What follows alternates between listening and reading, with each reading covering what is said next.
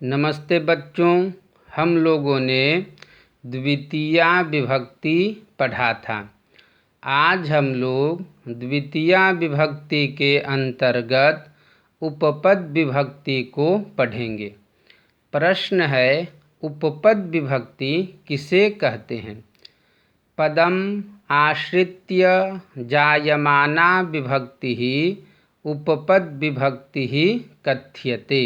अर्थात किसी निश्चित शब्द के योग में जिस विभक्ति का विधान होता है उसे उपपद विभक्ति कहते हैं।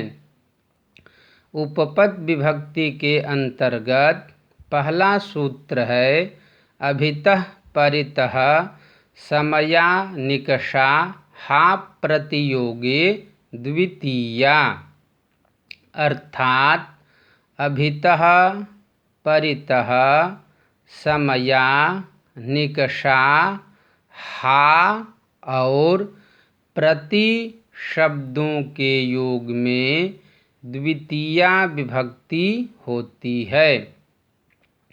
इन शब्दों के हम अर्थ जानेंगे। अभितः का अर्थ होता है दोनों ओर। परितः का अर्थ होता है चारों ओर। समया और निकषा शब्द का अर्थ समीप होता है। हा का अर्थ होता है धिक्कार। प्रति का अर्थ होता है ओर। अब पुनः हम लोग इन शब्दों को वाक्यों में प्रयोग करते हुए और स्पष्ट रूप से समझेंगे। जैसे हम सर्वप्रथम अभितः शब्द से वाक्य निर्माण करते हैं। तालाब के दोनों ओर पेड़ है। अभितः का अर्थ हुआ दोनों ओर। तालाब के दोनों ओर पेड़ है। इस वाक्य में कारक चिन्ह के अनुसार तालाब इस शब्द के साथ के संबंध कारक का चिन्ह है, परंतु यहाँ एक नियम आया कि अभितः शब्द का प्रयोग होगा तो द्वितीया विभक्ति होगी। तो इसका अनुवाद होता है सरोवरम अभितः वृक्षाः सन्ति। पुनः हम विचार करेंगे। इस वाक्य में कर्ता अर्थात कर्तृपद हुआ पेड़, अतः कर्तृकारके कर्ता कारक में प्रथमा विभक्ति होती है। अतः पेड़ शब्द में प्रथमा विभक्ति हुई और पेड़ से ही क्रिया का बोध होता है। अतः कर्ता के अनुसार क्रिया का प्रयोग हुआ। संस्कृत वाक्य हुआ सरोवरम अभितः वृक्षाः सन्ति। शिक्षक के दोनों ओर छात्र हैं। शिक्षक के दोनों ओर छात्र है। शिक्षकम अभितः छात्राः सन्ति। इस वाक्य में भी छात्र कर्ता कारक हुआ, अतः कर्ता कारक में प्रथमा विभक्ति हुई तथा शिक्षक के इस पद में द्वितीया विभक्ति का प्रयोग हुआ, क्योंकि अभितः एक निश्चित शब्द है।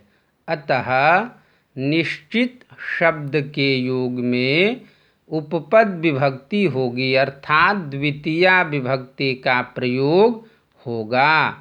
संस्कृत वाक्य हुआ शिक्षकम अभितः छात्राः सन्ति।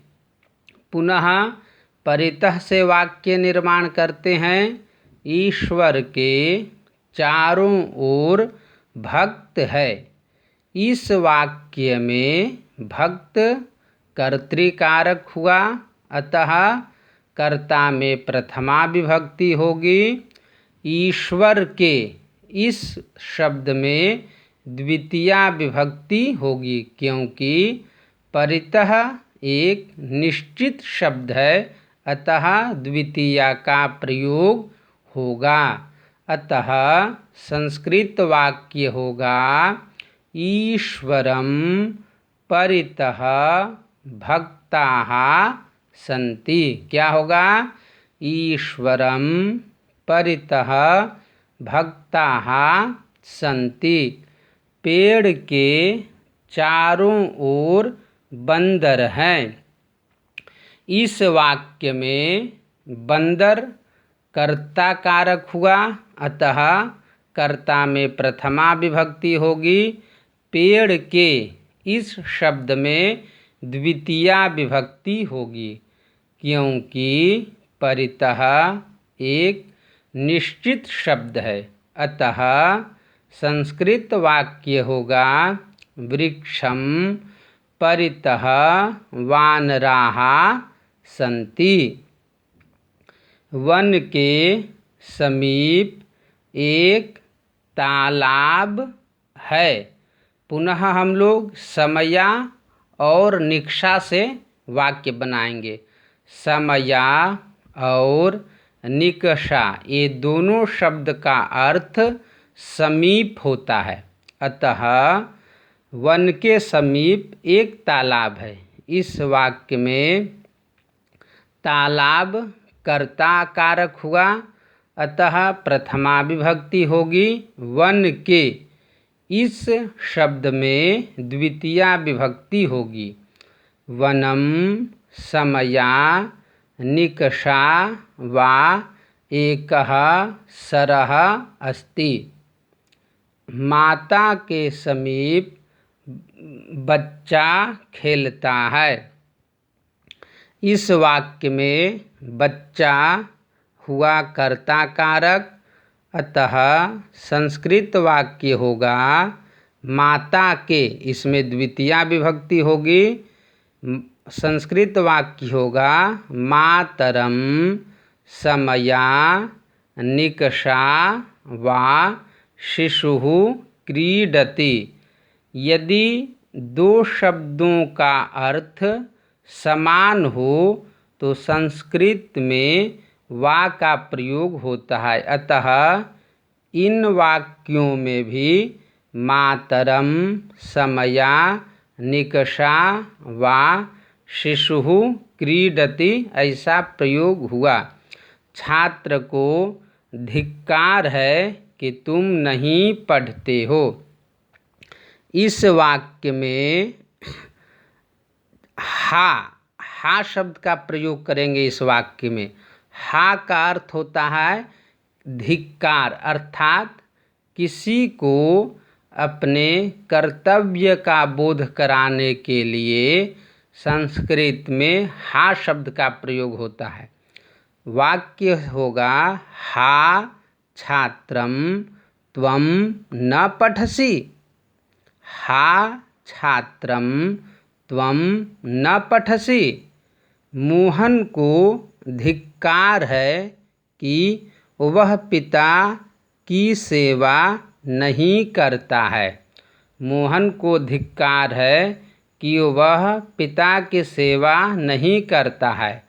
संस्कृत वाक्य होगा हा मोहनम। क्यों? क्योंकि हा शब्द के योग में द्वितीया विभक्ति होती है, अतः संस्कृत वाक्य होगा हा मोहनम सह पितुः न सेवते। क्या होगा?